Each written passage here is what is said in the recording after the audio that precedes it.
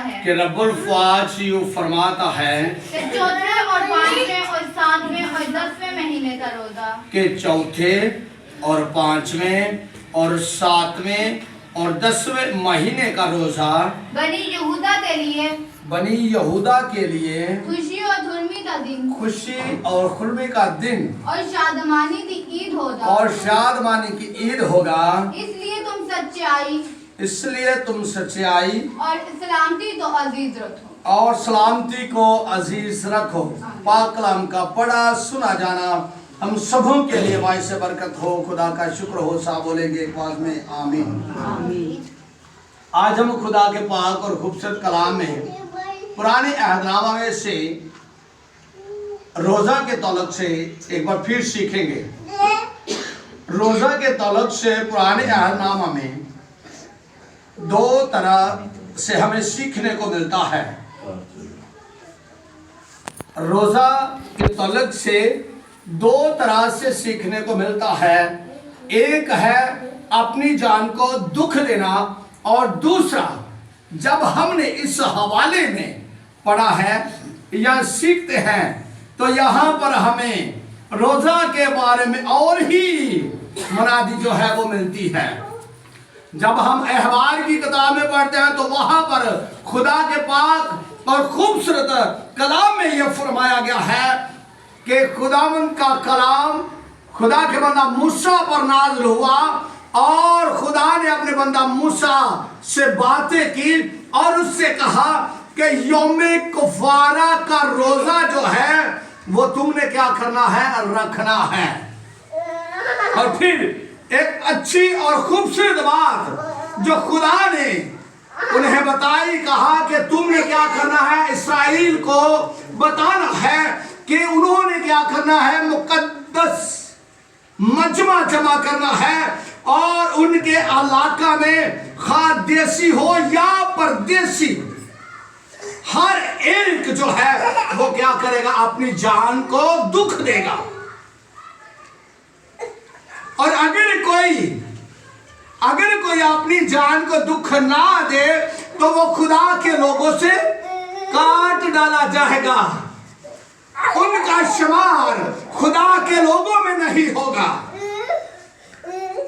उनका शुमार खुदा के लोगों में इसलिए नहीं होगा क्योंकि उन्होंने खुदा के हुक्म को तोड़ा है, खुदा के हुक्म को नहीं माना, खुदा के हुक्म को पसंद नहीं किया, खुदा के हुक्म पर अमल नहीं किया और उन्होंने यौमे कुफारा का रोजा जो है वो नहीं रखा।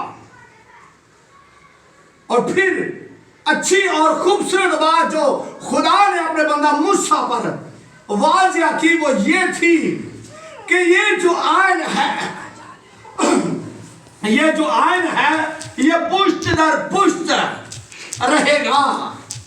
और फिर वो कहते हैं कि किसी अगर दूसरे इलाके में भी जाकर तुम रहाइश पजीर होगे तो ये आयन तुम्हारी जिंदगी में मुकर्रर है, तुमने ऐसा ही करना है, पुष्ट दर पुष्ट इसको मानना है। और खुदा ने इस्राएल को एक रोजा रखने के लिए दिया जो साल में एक रोजा रखते थे।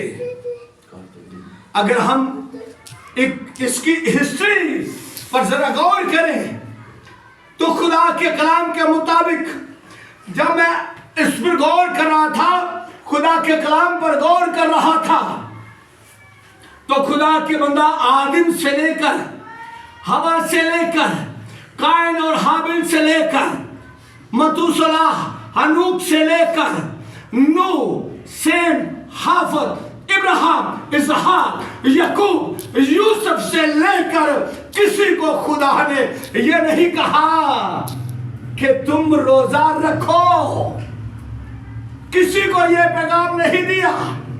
खुदा के नजदीकी लोग, खुदा के कुर्बती लोग, खुदा के चुने हुए लोग, लेकिन किसी से खुदा ने यह मुतालबा नहीं किया कि तुम रोजा रखो।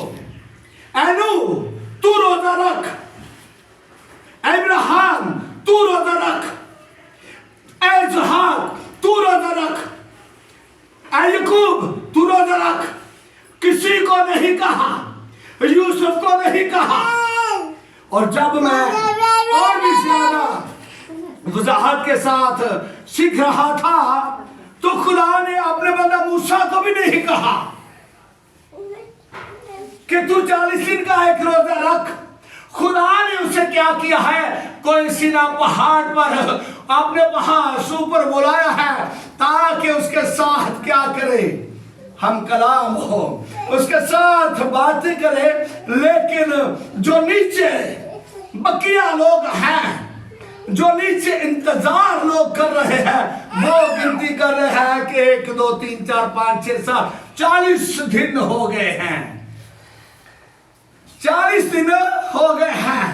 खुदा ने अपने बंदा मूसा से भी नहीं कहा कि तू 40 दिन का रोजा रख।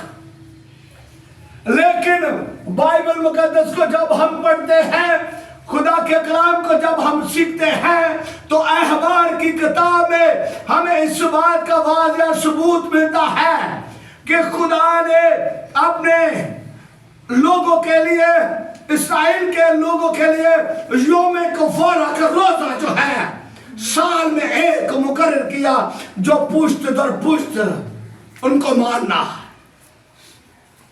फिर जब हम खुदा के कलाम को और ज्यादा वजाहत के साथ पढ़ते हैं, सीखते हैं, तो कलाम के मुताबिक लिखा है कि जब बाबिल ने क्या किया, यरूशलेम पर दोबारा हमला किया और उन लोगों को, इस्राएली लोगों को 70 साल सीरी में लेकर चला गया और उन्हें वहां पर क्या किया, बंदी रखा।